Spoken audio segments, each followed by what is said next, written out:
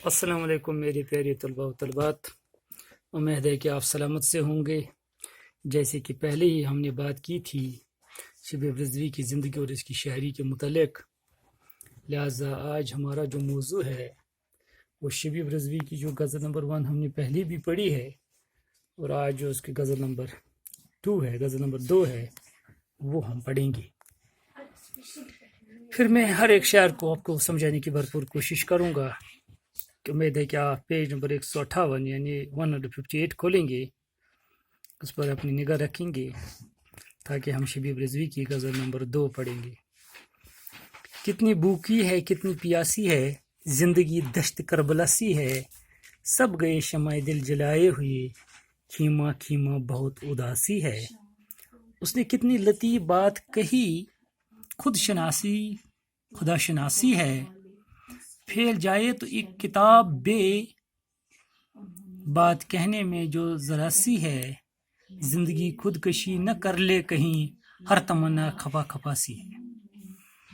میرے پیارے طلباء و طلبات، اس شعر میں جو غزل نمبر 2 کے شعر میں جو دشت آیا، دشت کربلا، یعنی وہ صحرا جہاں، جیسے کہ میں نے بورڈ پہ بھی لکھا، وہ صحرا جہاں حضرت امام حسین شہید ہوئی، یعنی ایسی جگہ جو سخت اور مصیبت کی جگہ ہو، جہاں آپ کو سخت مصیبت اور پریشانیوں کا سامنا کرنا پڑے، اس کو بھی ہم موجودہ دور میں دشت صحرا کہہ سکتے ہیں۔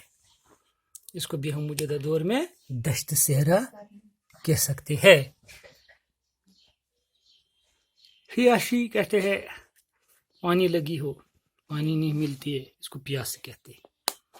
کتنی بھوکی ہے، کتنی پیاسی ہے، زندگی دشت کربلا سی ہے۔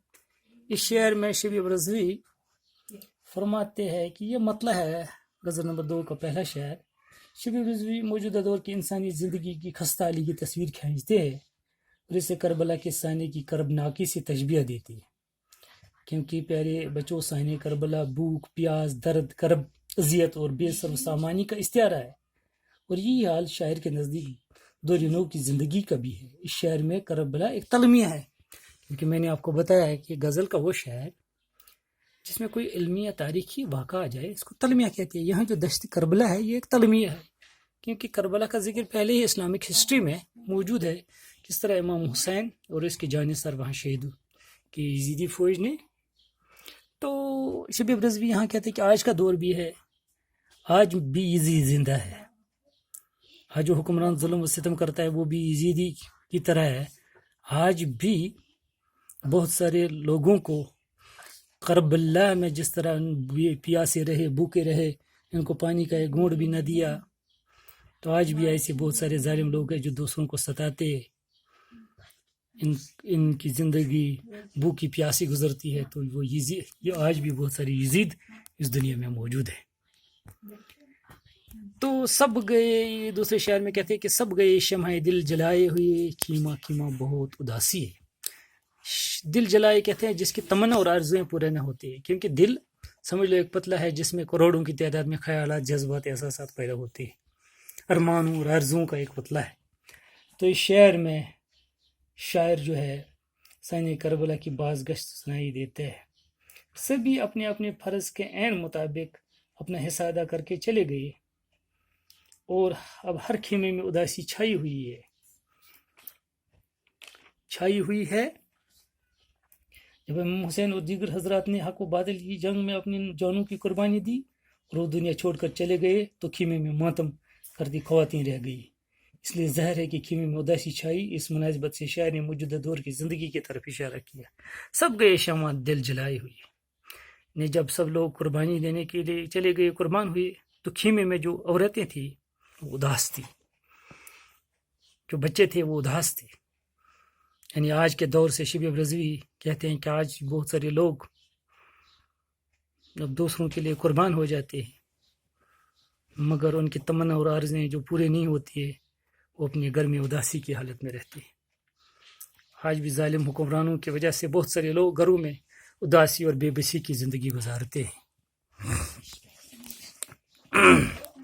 اس نے کتنی لطیف بات کہی، خود شناسی خدا شناسی ہے، لطیف بات، لطیف مینس بڑے خوبصورت پیرائے میں جو بات کہی، خود شناسی اپنے آپ کو پہچانا، جیسے میں نے لکھا یہاں خود شناسی، خود شناسی، خدا شناسی. خدا شناسی کا مطلب ہے خدا کو پہچانا، خدا کو جاننا، اپنے مالک کو جاننا.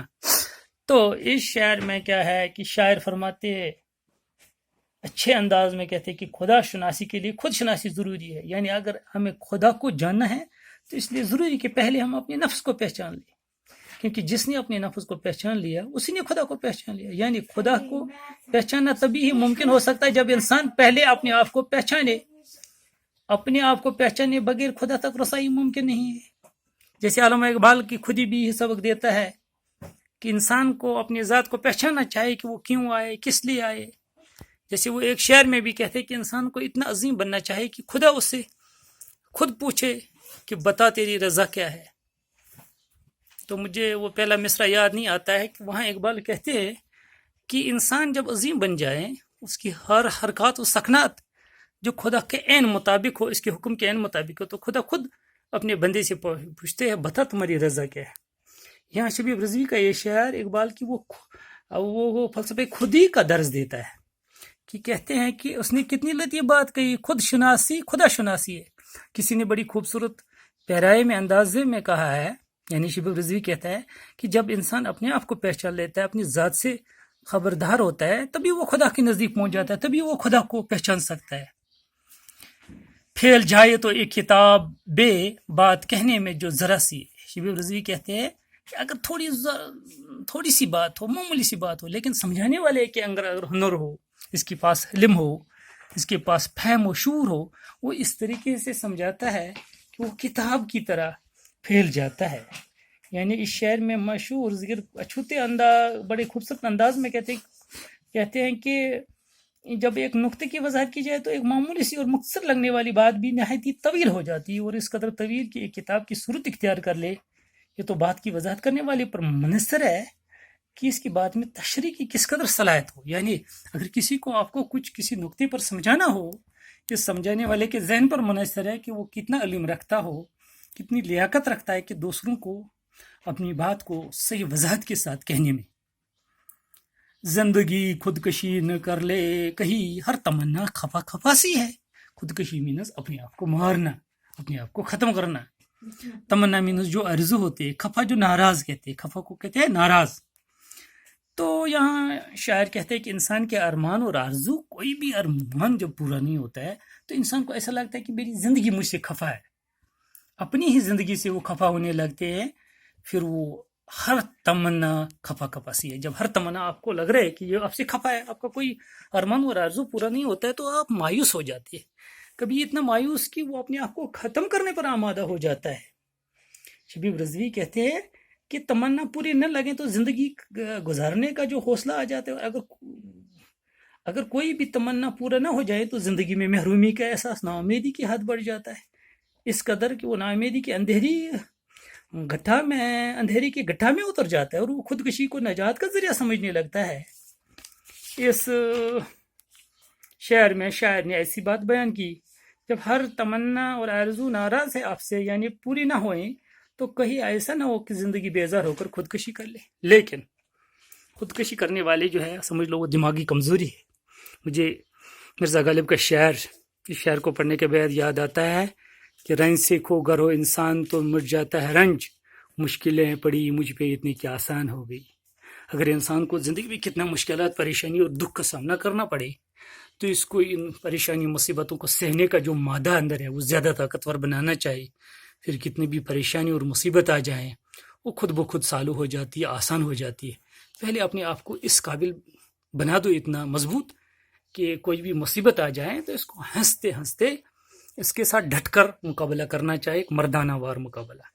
کیونکہ وہ زندگی میں کوئی مزہ ہی نہیں ہے جس زندگی میں کوئی مصیبت اور پریشانی نہ آ جائے. تو وہی لوگ زیادہ دیکھنے میں آیا ہے کہ اسٹرانگ بن جاتے ہیں، مضبوط بن جاتے ہیں، جن کو پریشانی اور مصیبتوں کے ساتھ ڈٹ کے مقابلہ کرنے کے جو عادی ہو جاتی ہے. بہرحال شبیب رضوی شعر کے اندر کہتے ہیں کہ زندگی خودکشی نہ کر لے کہیں، ہر تمنا کھپا کھپا سی ہے.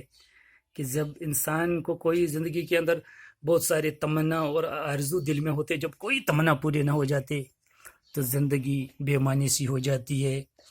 پھر کیا ہو جاتا ہے کہ ایسا لگ رہا ہے کہ ہر تمنا اور آرزو آپ سے خفا ہے، پھر کبھی کبھی ایسا زندگی میں دور آ جاتا ہے کہ وہ خودکشی پہ آمادہ ہو جاتا ہے۔ لیکن میں یہ کہہ سکتا ہوں کہ خودکشی کے بدلے انسان کو بس ڈٹ کے مقابلہ کرنا چاہے، ایک نہ ایک دن آ جاتا ہے کہ زندگی میں خوشیاں لوٹ کے آ جاتی ہے۔